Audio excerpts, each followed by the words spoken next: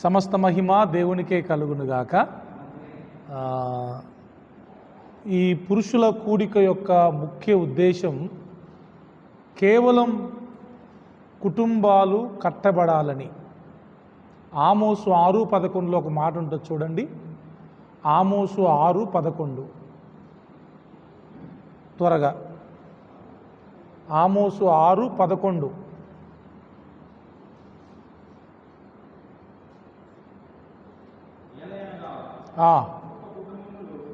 గొప్ప కుటుంబములు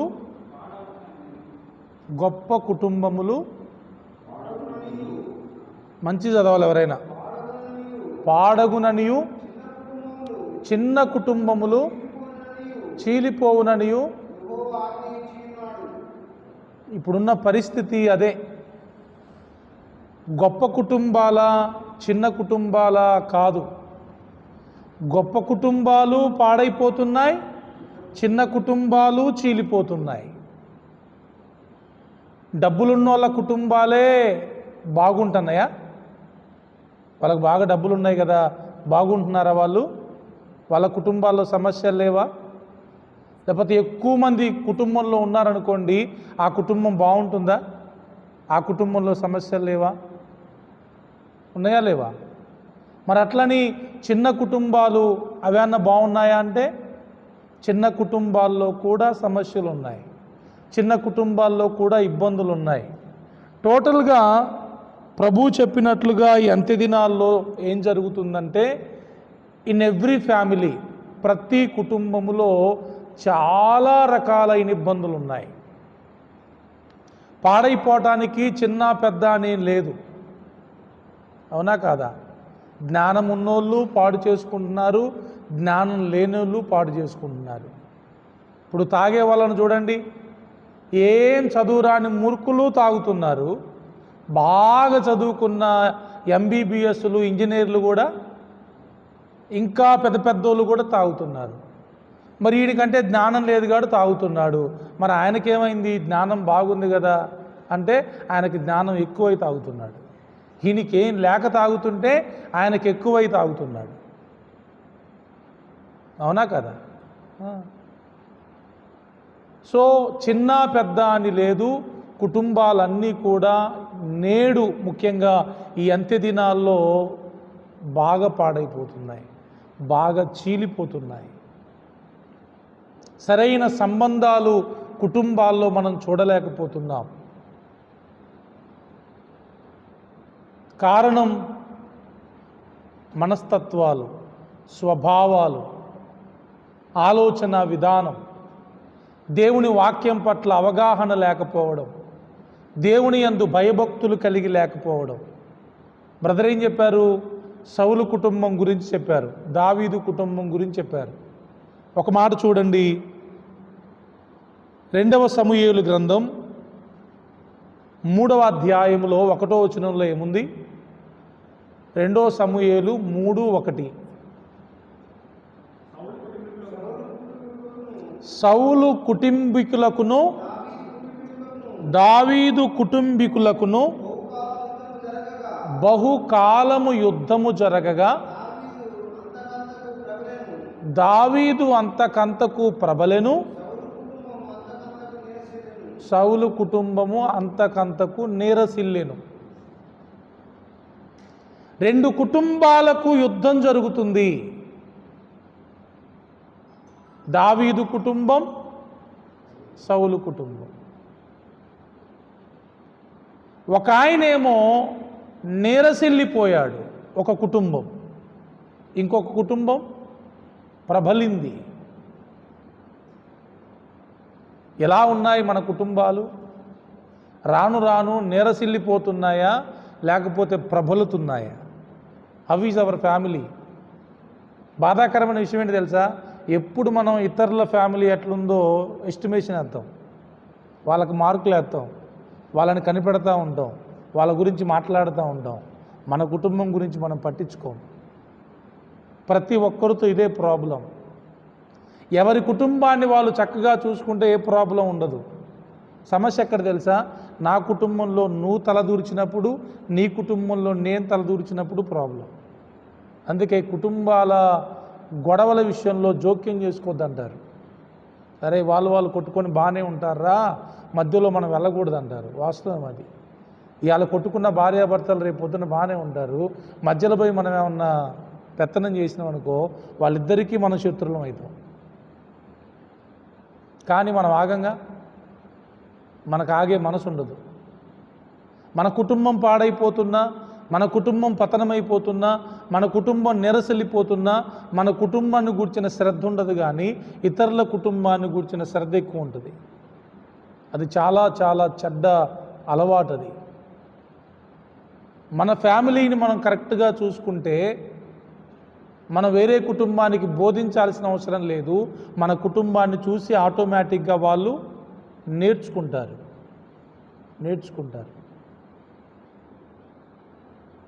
ఈ రోజున ప్రబలే కుటుంబాలు తక్కువైపోయినాయి, నీరసిల్లే కుటుంబాలు ఎక్కువైపోయినాయి. ఎందుకు ఇలా జరిగిందో తెలుసా? సామెతల గ్రంథంలో సొలొమోను ఒక మాట అంటారు చూడండి. సామెతల గ్రంథంలో యోబు గ్రంథంలో ఒక మాట ఉంటుంది. 15వ అధ్యాయం 34వ వచనం చూడండి. యోబు గ్రంథం 15:34. భక్తిహీనుల కుటుంబం నిస్సత్తువగును, లంచగొండుల గుడారములను అగ్ని కాల్చివేయను. అంటే ఒక కుటుంబం సత్తువ లేకుండా పోవడానికి కారణం, సత్తువ అంటే ఏంటి? బలము లేకుండా పోవడానికి కారణం. ఒక కుటుంబానికి బలం లేకుండా పోవడానికి, నిస్సత్తువైపోవడానికి కారణం ఏంటంటే ఆ కుటుంబంలో ఉన్న వ్యక్తుల యొక్క భక్తిహీనత. అర్థమైందా? భక్తిహీనుల కుటుంబం ఏముంది? నిస్సత్తువగును, అంటే సత్తువ లేకుండా పోయింది. కుటుంబానికి కావలసింది ధనబలం కాదు, బంధు బలం కాదు, లేకపోతే అధికార బలం కాదు. మన కుటుంబానికి కావలసింది భక్తి బలం, భగవంతుని బలం ఉండాలి. భగవంతునికి ఎవరి బలం ఉంటుంది? భగవంతుని బలం మనకు ఉండాలంటే మనం భక్తులమై ఉండాలి, అంతే కదా. ఎవరైతే దేవుని సన్నిధిలో యథార్థంగా ఉంటారో, నీతిగా ఉంటారో, పరిశుద్ధంగా ఉంటారో, పవిత్రంగా ఉంటారో, దేవుని కట్టడలను ఆచరిస్తూ ఉంటారో వారికి భగవంతుని యొక్క బలం అండ ఉంటుంది. దేవుడు ఏమన్నా అన్యాయస్తుడా చెప్పండి? సౌలు కుటుంబము నిరసించిపోవడానికి దేవుడు కారణమా? దావీదు కుటుంబం ప్రబలడానికి కారణం? సౌలు కుటుంబం నీరసించిపోవడానికి కారణం ఏంటి చెప్పండి? దేవుడు వీళ్ళిద్దరి మధ్యలో పక్షపాతం ఏమైనా చూపెట్టాడంటారా? ఈయనకి దేవుడు ఆయనే, ఆయనకి దేవుడు ఆయనేగా. ఈయన రాజే, ఆయన రాజేగా. ఇద్దరిని అభిషేకించింది కూడా దేవుడేగా. ఇద్దరిని రాజులుగా చేసింది కూడా ఆయనేగా. మరి ఒకరి కుటుంబం ఎందుకు ప్రబలింది, మరొకరి కుటుంబం ఎందుకు నిస్సత్తువైపోయింది, నీరసిల్లిపోయింది? భగవంతుని దగ్గర ఏమన్నా వ్యత్యాసం ఉందంటారా? అదే యోబు గ్రంథంలో ఉంటుంది, దేవుడు అన్యాయము చేయుట అసంభవం. చేస్తాడా? దేవుడు అన్యాయం చేస్తాడా? నో. బైబిల్లో ఉంది, వాని క్రియల చొప్పున ప్రతి వానికి దేవుడు ప్రతిఫలం ఇస్తాడు. According to our character, our behaviour.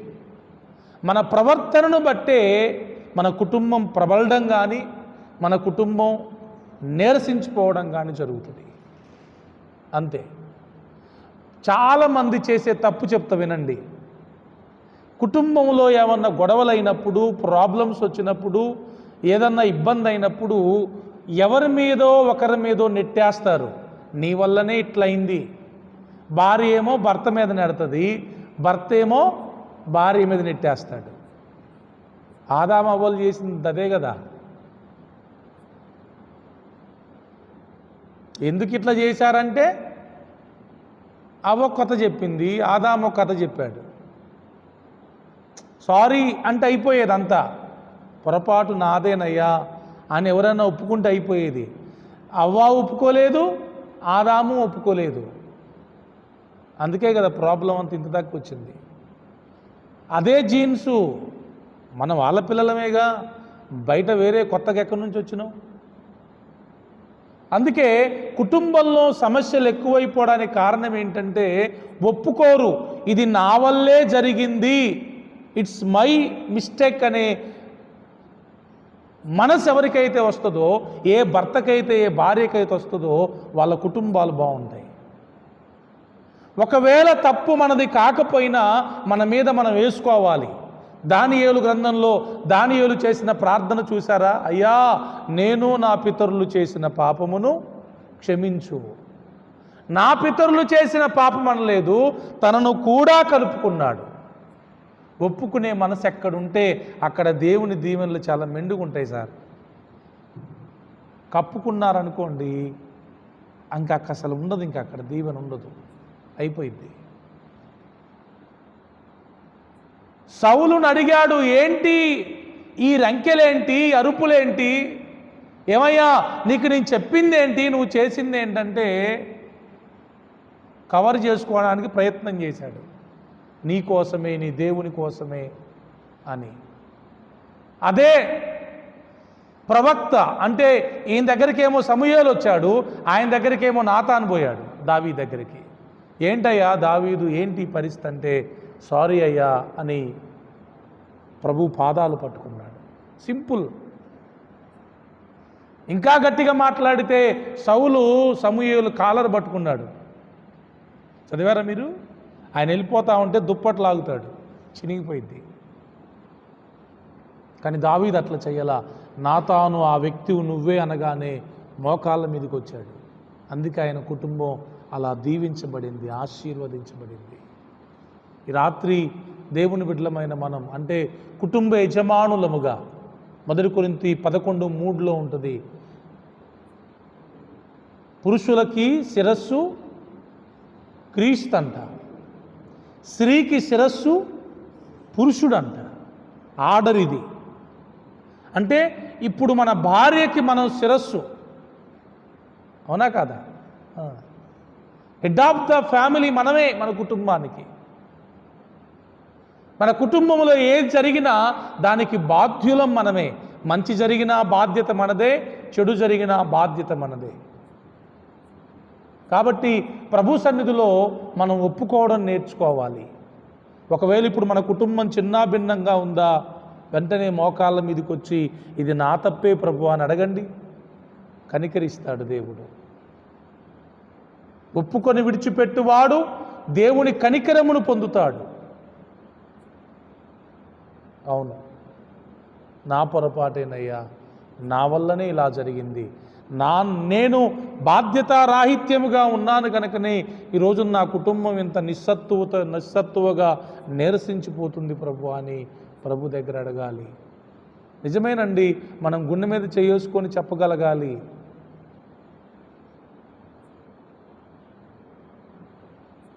మన భక్తిహీనత, చాలా కుటుంబాల్లో మన భక్తిహీనతే మన కుటుంబం నిస్సత్తువైపోవడానికి కారణమవుతుంది. ఇంకో మాట చూడండి,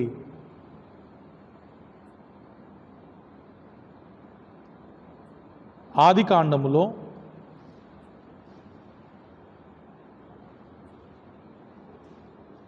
47:12 చూడండి. ఆదికాండము 47:12 ఏముంది?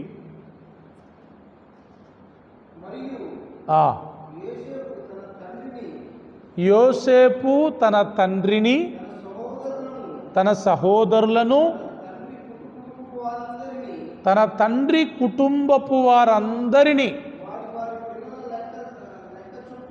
వారి వారి పిల్లల లెక్క చొప్పున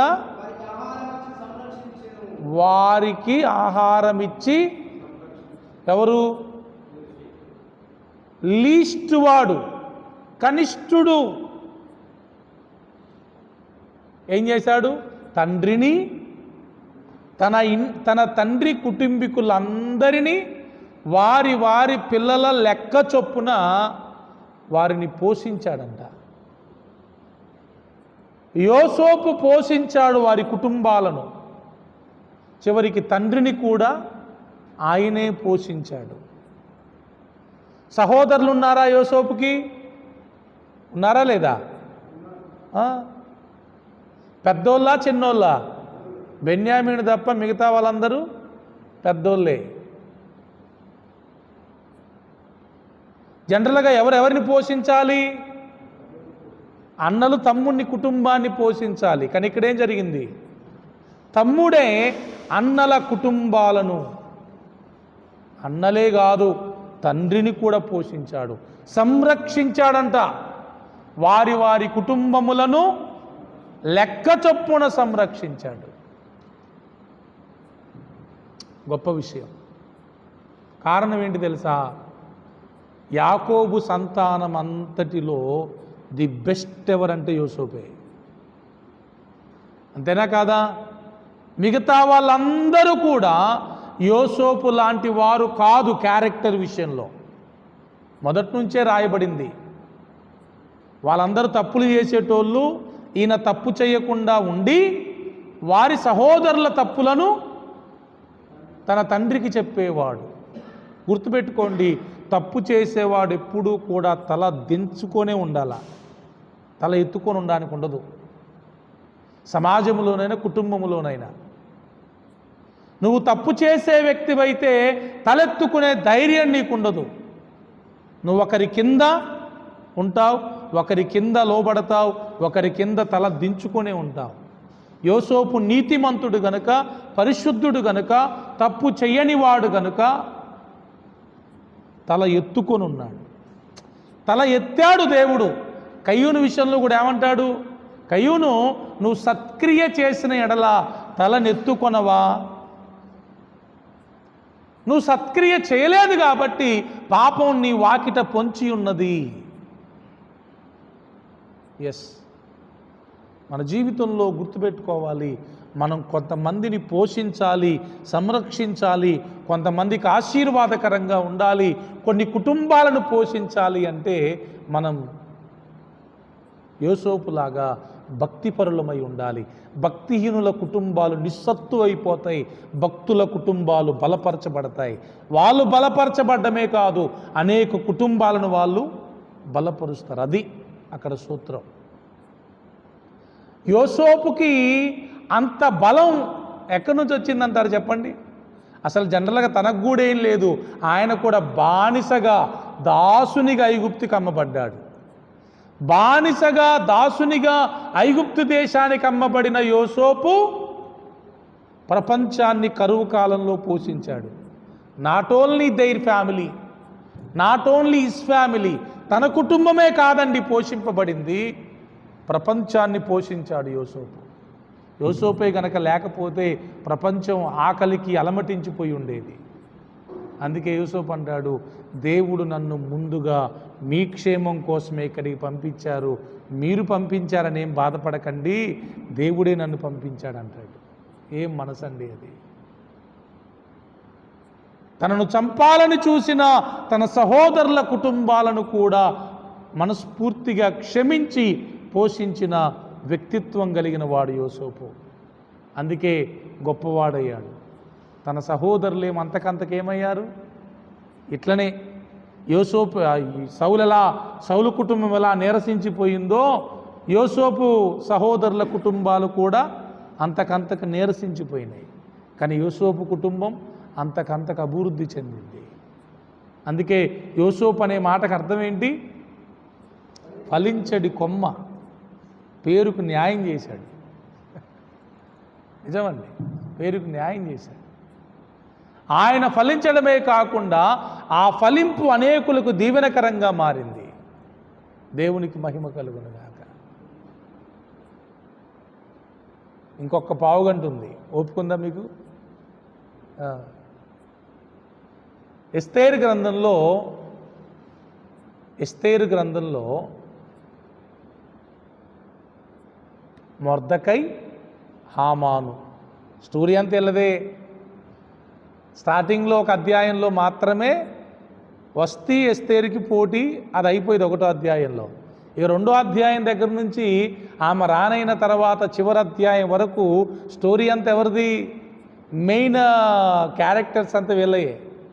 మొర్దకై హామాను, మొర్దకై హామాను.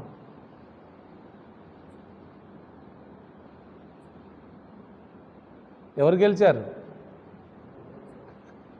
మొర్దకయ్యే గెలిచాడు. అధికారం లేదు, డబ్బు లేదు, పలుకుబడి లేదు, బ్యాక్గ్రౌండ్ లేదు మొర్దకైకి. హామానుకి అన్నీ ఉన్నాయి. అసలు హామాను ఎవరంటే రాజు తర్వాత రాజు ఆయనే. ఆ స్థాయికి వెళ్ళాడు మనోడు. ఆ స్థాయిలో ఉండి కూడా మొర్దకై ఎదుట బికారైపోయాడు. అవునా కదా? ఏంటి రీజన్ అంటారు? అంతే సింపుల్. దేవుడు తన పక్షముగా ఉంటే ఎవ్వనికైనా విజయమే. ఎవడు అసలు తట్టుకోలేడు. అందుకే మన బలం, మన ధనం, మన ఎవరు పాడుతున్నారు ఒక ఆయన, అయ్యా నా బలం నువ్వేనయ్యా, నా బలగం నువ్వేనయ్యా, నాకు ఇంకేది లేదు, ఎవరు లేరు, నాకు ధనబలం లేదు, జనబలం లేదు, బంధుబలం లేదు, అధికార బలం లేదు, రాజకీయ బలం లేదు, నా అన్ని బలాలు నువ్వే అని పాడుకుంటున్నాడు. ఎంత అద్భుతం కదా. జనరల్గా మనం మనుషులం వీళ్ళ బలాలన్నీ కోరుకుంటాం. నాకు ఎమ్మెల్యే బలం ఉంటే బాగుండు, నాకు ఎంపీ బలం ఉంటే బాగుండు, నాకు ఈ రాజకీయ బలం ఉంటే బాగుండు. ఏం లేదు. దేవుడు మన బలమై ఉండాలా. మొర్దకై కోసం 50 అడుగుల ఎత్తుగల ఉరికంబాన్ని తయారు చేయించాడు హామాను, అధికారం ఉందని. రాత్రికి రాత్రి దేవుడు ప్లేట్ మొత్తం తిప్పిపడేలా, సింగిల్ నైట్లో మొత్తం మారిపోయింది. భయమైద్ది. ఫస్ట్ టైం ఎస్తేరు గ్రంథాన్ని చదువుతుంటే భయమైద్ది, అమ్మో ఏమన్నా అయిపోయిద్దేమో మొర్దకైకి, ఎంత మంచోడు కదా అని. అన్యాయం చెయ్యడు దేవుడు. నీతిమంతులను భిక్షమెత్తనీయడు, నీతిమంతులకు ఆపద రానివ్వడు. నీతిమంతుల పక్షంగా దేవుడు ఎప్పుడూ ఉంటాడు. మొర్దకై దేవుని కోసం నిలబడ్డాడు. దేవుని కోసం మొర్దకై నిలబడితే మొర్దకై కోసం దేవుడు నిలబడ్డాడు. నిజమే కదా? అంతే, అది సూత్రం. మనం దేవుని కోసం నిలబడితే దేవుడు మన కోసం నిలబడతాడు. దానియేలు, షడ్రక్, మేషక్, అబేద్నెగోలు కూడా దేవుని కోసం నిలబడ్డారు. స్టాండ్ తీసుకున్నారు, స్టెప్ తీసుకున్నారు. ఇంకైపోయిందిరా అనుకున్నారు. నలుగురి పరిస్థితి లేదు కదా. దేవుడు అన్యాయస్తుడా? సింహాల నోళ్లను మూశాడు, అగ్ని బలమును చల్లార్చాడు. మనకి ధైర్యం ఉండాలా. దేనికోసం? దేవుని పక్షంగా నిలబడటం కోసం ధైర్యం ఉండాలా. ఎవరేమన్నా అనుకోని దేవుని పక్షంగానే మనం ఉండాలా. దేవుని పక్షంగా మనం ఉంటే దేవుడు ఎప్పుడూ మన పక్షంగానే ఉంటాడు. చూడండి, ఎస్తేరు గ్రంథంలో ఒక మాట ఉంటుంది, 6:13 చూడండి. ఎస్తేరు గ్రంథం 6:13లో ఏముంది?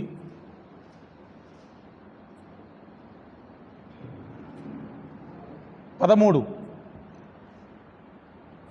త్వరగా ముగించేసుకుందాం. త్వరగా చదవండి, ముగించేద్దాం. 6:13.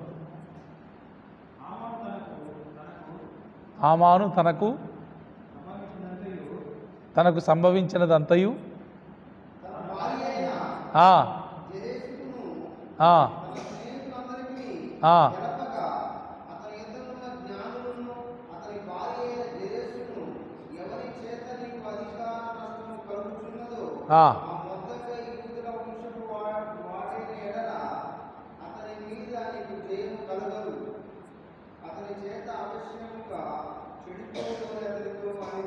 చెప్పారు ముందే. తనకు జరిగిందంతా తన భార్యకు, తన స్నేహితులకు చెప్పాడు, ఇట్లుంది పరిస్థితి అని. బాగా వినండి. అక్కడున్న తన భార్య కానీ జ్ఞానులు కానీ అన్నారు, ఆయన గనక మరి యూదుల వంశపు వాడైతే గనక నీకు ఖచ్చితంగా నువ్వు పాడైపోతావు, నీకు జయం కలగదు అని చెప్పారు. అయినా మనోడు ఆగిండా? ఆగలేదు. చివరికి ఏమైంది తెలుసా? ఎస్తేరు గ్రంథంలో హామాను యొక్క ఇంటిని మొర్దెకైకి ఇస్తాడు అహష్వేరోషు రాజు. ఆ మాట చూడండి, చివరి అధ్యాయంలో ఉంటుంది ఆ మాట.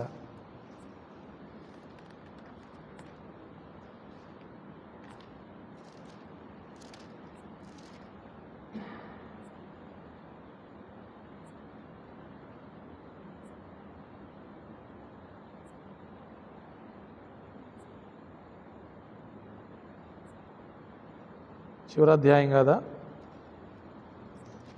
9.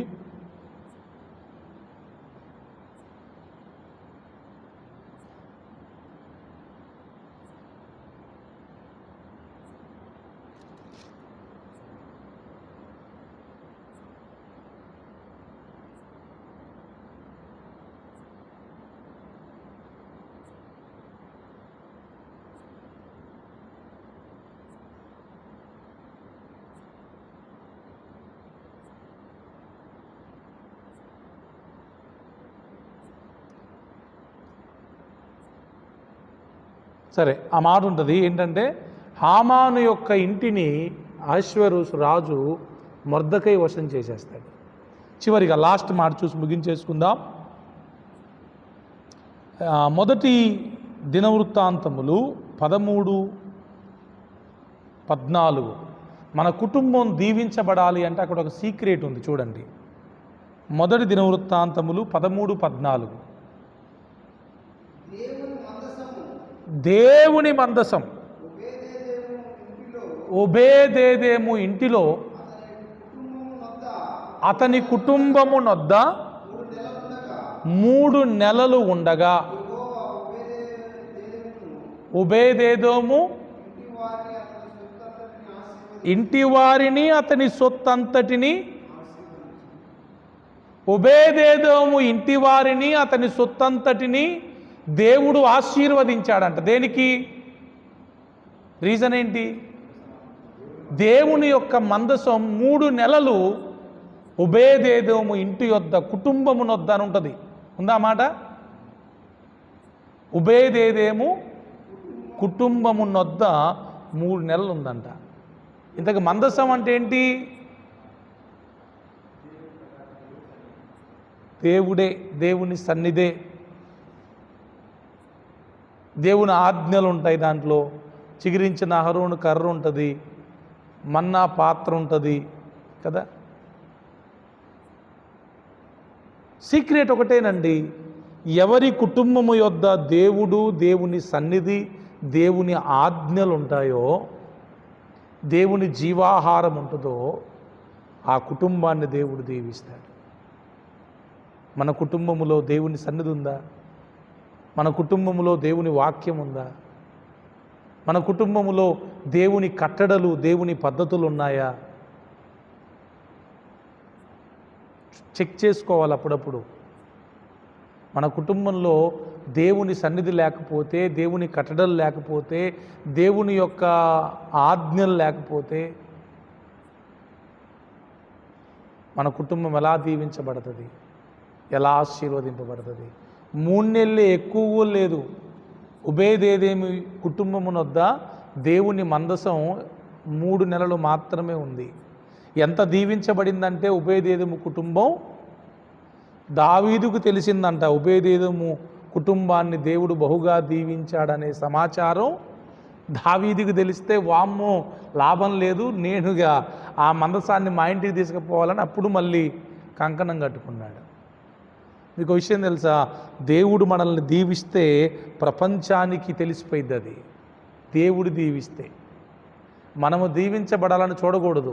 అంటే మన ప్రయత్నాలు, మన జిమిక్కులు, మన మ్యాజిక్లు, మనం ఏదో తెలివితేటలు ఉపయోగించి మన కుటుంబాన్ని పెద్దగా ఇక ఏదో చేసుకుందాం అనుకుంటే జీరో. నరుని కష్టార్జితము చేత ఆశీర్వాదం ఎక్కువ అవ్వదు. యెహోవా ఐశ్వర్యమే ఆశీర్వాదాన్ని ఇస్తుంది. దీవిస్తే దేవుడు దీవించాలా, ఆశీర్వదిస్తే దేవుడు ఆశీర్వదించాలా. దేవుని దీవెనలను, దేవుని ఆశీర్వాదాలను దొంగలించగలరా ఎవరైనా? దేవుడు దీవిస్తే అది దీవెనే. దాన్ని ఆపగలిగిన శక్తి ఎవ్వరికీ ఉండదు. దావీదును రాజు కాకుండా చూడాలని సౌలు శతవిధాలుగా ప్రయత్నం చేశాడు. అయిందా? దేవుడు తలుచుకుంటే మనం ఎవరం? ఎవడు ఆపగలడు? ఆపగలరా? దానియేలును దేవుడు కాపాడడానికి రెడీ అయిపోయాడు. ఎవరు ఆపలా? దానియేలును వేసేద్దాం అనుకున్నారు. ఇంక ఈ కారణంతోనైనా దానియేలును లేకుండా చూద్దాం అనుకున్నారు. అవలేదు. షడ్రక్ మేషక్ అబేద్నెగోలని రాజు చంపాలని ఫిక్స్ అయిపోయాడు. కానీ దేవుడు కాపాడాలని ఆయన ఫిక్స్ అయ్యాడు. ఏది జరిగింది? ఈ రాజు అనుకున్న జరిగిందా? పైన ఆ రాజు అనుకున్న జరిగిందా? అంతే జరుగుద్ది. ఎప్పటికీ అది స్థిరం. ఈ లోకంలో ఉన్న వాళ్ళు మన పక్షంగా ఎన్ని కుయుక్తిగా ప్లాన్స్ చేసినా పైనోడు మన పక్షంగా ఉంటే ఏం కాదు, చివరికి విజయం మనదే. అదే ఆయన మన పక్షంగా లేకుండా వీళ్ళందరూ మన పక్షంగా ఉన్నా చివరికి మనం ఫెయిలే. మన అండ ఎవరై ఉండాలి? ఏసై అయి ఉండాలి. Praise the lord. సో ఈ రాత్రి మరి మనం భక్తిపరులంగా ఉందాం. ఎవరం? సౌలు ఒక్కని భక్తిహీనత కుటుంబాన్ని నిరసిల్లిపోయేటట్టుగా చేసింది. అంతేనా? మిగతా వాళ్ళ గురించి ఏం మాట్లాడలే. దావీదు యొక్క ఒక్కని భక్తి ఆయన కుటుంబం అంతా బలపరచబడేటట్టుగా చేసింది. తీరా చూస్తే అసలు ఈ రోజున దావీదు సింహాసనం స్థిరపరచబడ్డానికి కారణం దావీదు ఒక్కడే కారణం. దావీదు పిల్లల భక్తి కాదు, దావీదు భార్యల భక్తి కాదు. దావీదును బట్టి దేవుడు ఆయన సింహాసనాన్ని స్థిరపరిచాడు. ఒక్కని భక్తి, మరలా చెప్తున్నా, ఒక్కని భక్తి అనేకుల దీవెనకు కారణమవుతుంది. చెప్పాక యూసుఫ్ ఒక్కడే తన కుటుంబాలన్నీ దీవించబడ్డానికి కారణమయ్యాడు. స్టాండ్ తీసుకుందాం ఈ రాత్రి మనం. నా భక్తి వలన నా కుటుంబం వలన ఇంకా అనేక కుటుంబాలు ఎందుకు దీవించబడకూడదు? నేను భక్తిహీనున్నైతేనేమో నా కుటుంబం నిస్సత్తు అయిపోయింది, నేను భక్తున్నైతేనేమో నా కుటుంబం దీవించబడుతుంది. సో ఇప్పుడు ఒక మాటలో చెప్పాలంటే కుటుంబ యజమానుని భక్తిని బట్టే కుటుంబం యొక్క దీవెన ఆధారపడి ఉంది. మనం లైట్ తీసుకోకూడదు. బ్రదర్ చెప్పినట్టు మా ఆవిడ ప్రార్థన చేస్తుందిలే, మా పిల్లలు ప్రార్థన చేస్తారులే, నేను చేయకపోయినా ఏం కాదులే అనుకోవద్దు. మనం శిరస్సు, మన భార్యకి శిరస్సు మనం, మన కుటుంబానికి శిరస్సు మనం. యజమాని కదా. ఎవరయ్యా మీ ఇంటి యజమాని అంటే వత్తంగా నేనే అని మరి అంటే బయట వాళ్ళకి చెప్పుకోవడానికి యజమానివా? మరి అన్నిటికీ నువ్వే యజమానివి, ఒక్కదానికే కాదు కదా, అన్నిటికీ యజమానివే. దేవుడి రాత్రి మరి మనల్ని ప్రేరేపిస్తున్న మాట ఏంటంటే, బాబు నీ భక్తే నీ కుటుంబానికి దీవెన, నీ భక్తిహీనతే నీ కుటుంబానికి శాపం. అంతే. నీ భక్తే నీ కుటుంబానికి బలం, నీ భక్తిహీనతే నీ కుటుంబానికి నిస్సత్తు అయ్యేటట్టు కారణం. డిసైడ్ అవుదాం. ఇంతవరకు సరిగ్గా మనం ప్రభువుని మరి వేడుకున్నామో లేదో, సరిగ్గా భక్తి చేశామో లేదో, ఇకనైనా కుటుంబ యజమానులముగా దేవుని యొక్క బలం మన కుటుంబానికి సమకూర్చబడేటట్లు బ్రతుకుదాం. అటువంటి గొప్ప కృప ప్రభు మనకు అనుగ్రహించునుగాక. ఆమేన్. కళ్ళు మూసుకుందాం, ప్రార్థన చేసుకుందాం.